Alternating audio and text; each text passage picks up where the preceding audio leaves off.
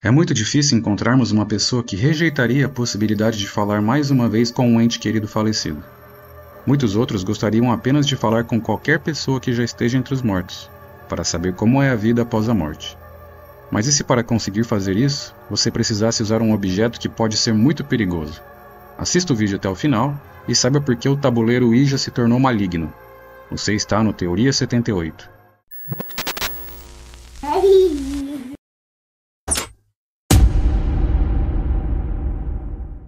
Para que a gente entenda por que o tabuleiro Ouija é considerado maligno nos dias de hoje, é importante olharmos um pouco mais sobre o ser humano e a sua relação com a morte.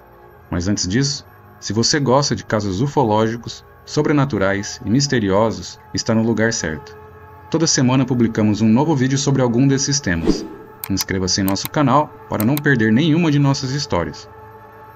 Dizem que a única certeza que temos na vida é a morte. Todos nós iremos morrer um dia, e muito provavelmente conhecemos alguém que já tenha feito essa passagem.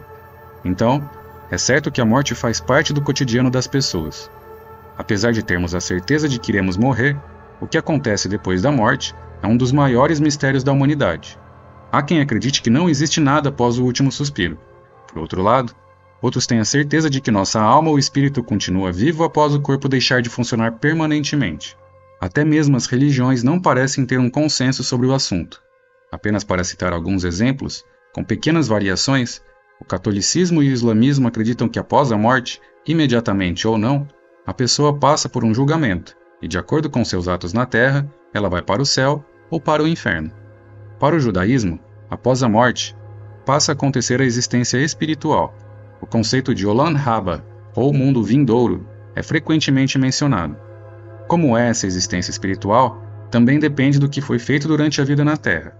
Por fim, para não nos alongarmos no tema religioso, o Espiritismo acredita que a vida após a morte existe, sendo possível, inclusive, a comunicação dos mortos com os vivos e a reencarnação para novas vidas de aprendizado. De qualquer forma, independente da religião de qualquer pessoa, acreditando ou não em vida após a morte, quando alguém perde um ente querido, a saudade costuma ficar. Por isso, quem ainda está vivendo na Terra com seu corpo físico, movido pela saudade de quem já se foi, muitas vezes procura entrar em contato com seu ente querido já falecido, seja para uma despedida mais adequada, para se desculpar por alguma coisa ou apenas para matar a saudade. Porém, como sabemos, falar com os mortos não é algo tão simples. Então, durante toda a história da humanidade, maneiras de se atingir esse objetivo foram criadas. A vontade de se comunicar com os mortos vem de longa data. Sabe-se que na China, em 1100 d.C., era comum médios receberem mensagens de divindades e espíritos.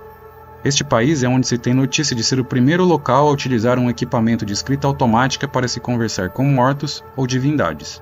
Depois, essa prática também foi adotada por monges Zen Obaku no Japão. Já no Ocidente, um exemplo de meios de comunicação com os mortos é a linguagem enoquiana do século XVI. Acredita-se que esse tipo de linguagem foi recebida diretamente dos anjos por meio de escrita automática. A linguagem enoquiana foi registrada em diários privados de John Dee e Edward Kelly, dois ingleses que viveram no século XVI e desempenharam papéis significativos em áreas como alquimia, magia, astrologia e esoterismo.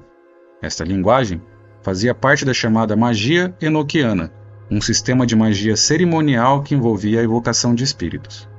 Nos dias de hoje, é muito comum vermos na internet ou na televisão pessoas que dizem ser capazes de conversar com os mortos.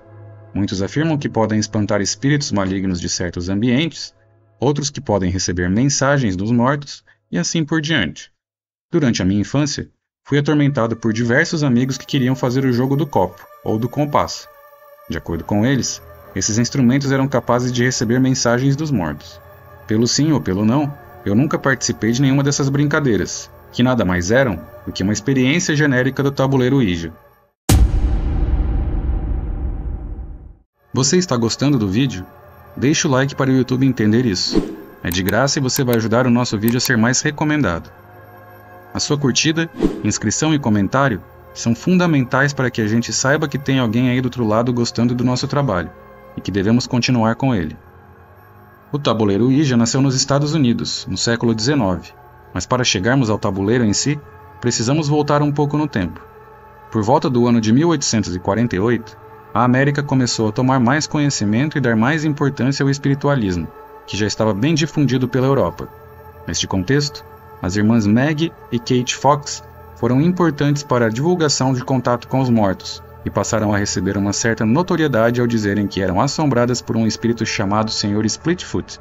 Além disso, elas relataram que na casa delas, em Hydesville, no estado de Nova York, espíritos eram responsáveis pela movimentação de móveis, o surgimento de ruídos inexplicáveis e uma espécie de pancadas dadas em paredes ou móveis. Instigadas pela curiosidade de se comunicar com os espíritos, as irmãs desenvolveram um método de comunicação com o espírito, usando um sistema de pancadas, onde uma pancada indicava sim e duas indicavam não.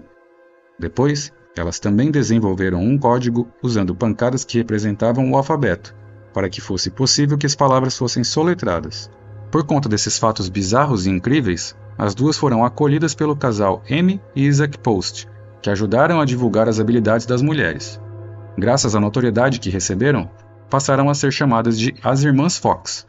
Em 14 de novembro de 1849, as Irmãs Fox realizaram sua primeira demonstração pública em Corinthian Hall, Rochester, marcando o início do movimento espiritualista. O sucesso da apresentação foi tão grande que as duas saíram em turnê para exibir as suas habilidades. Em suas apresentações, elas convidavam pessoas a sentar-se a uma mesa com elas, colocar as mãos sobre o móvel e sentir a mesa movendo-se aparentemente sozinha. De acordo com as Irmãs Fox, quem fazia a mesa se mexer eram os espíritos. Com o passar do tempo, histórias sobre espiritualismo tomaram conta das rodas de conversa nos Estados Unidos no século XIX. Em 1886, a Associated Press noticiou que havia uma espécie de tabuleiro falante, que estava fazendo muito sucesso no estado de Ohio. Ao ler esse artigo, Charles Kennard, um empresário de Baltimore, acreditou que aquilo seria uma boa oportunidade para se fazer dinheiro.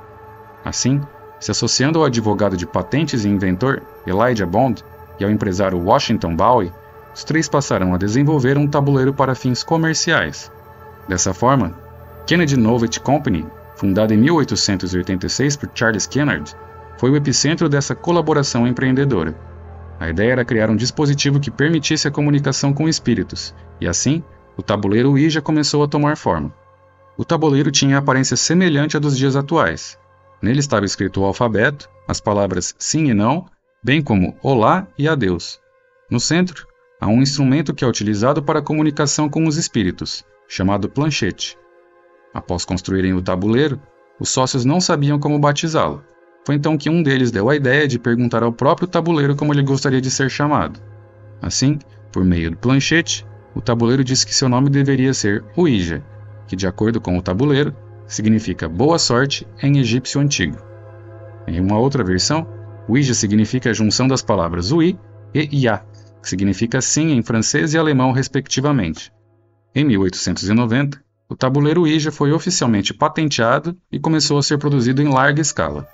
Sua comercialização como uma ferramenta para comunicação além-túmulo logo catapultou para a fama, vendendo cerca de 2.000 unidades por semana na década de 1890. As duas grandes guerras do século XX ajudaram nas vendas do objeto, pois como seu objetivo era o contato com os mortos, as guerras mundiais tornaram mais pessoas interessadas em fazer exatamente isso. A marca Ouija continuou a prosperar ao longo do século XX, culminando com a aquisição dos direitos pela Parker Brothers, em 1966. Atualmente, a Hasbro é a detentora da marca, pois herdou durante a aquisição da Parker Brothers. Finalmente, para sabermos como o tabuleiro Ouija se tornou maligno, é interessante você conhecer uma história. Roland Doe é o pseudônimo de um menino que tinha 13 anos de idade em 1949. Naquela época, o tabuleiro Ouija era bem popular nos Estados Unidos, e a tia do garoto, uma espiritualista, decidiu presenteá-lo com ele. Porém, pouco tempo depois, essa querida tia de Roland veio a falecer. Para o menino, então pareceu certo usar o presente que havia ganhado de sua tia para tentar se comunicar com ela. Assim, o jovem Roland começou a usar o tabuleiro Ouija para tentar se comunicar com sua tia. Para espanto do garoto, que não acreditava completamente que o tabuleiro pudesse funcionar, ele começou a responder suas perguntas. Após as primeiras tentativas de contato, a casa de Roland começou a apresentar fatos aparentemente inexplicáveis. Camas tremiam, objetos eram arremessados e, pior, o garoto começava a adotar um comportamento muito estranho. Roland começou a tratar os outros de maneira rude e violenta, além de, por vezes, mudar o tom e o timbre de sua voz. Os pais de Roland o levaram ao médico, que nada de anormal detectou na criança. Porém, ele passou a piorar e começou a apresentar dores e vômitos constantes. Além disso, feridas começaram a surgir pelo seu corpo. Alguns desses machucados pareciam formar palavras de conteúdo negativo. Sem que houvesse uma resposta médica, os pais de Roland chamaram um padre para analisar o estado do garoto. O sacerdote então acreditou que o menino estivesse possuído por algum espírito maligno. Roland, então, contestou o padre e disse que não era um espírito maligno qualquer, mas sim o diabo. O padre decidiu que o melhor a se fazer era realizar um exorcismo. Contudo, ele não era capacitado para isso.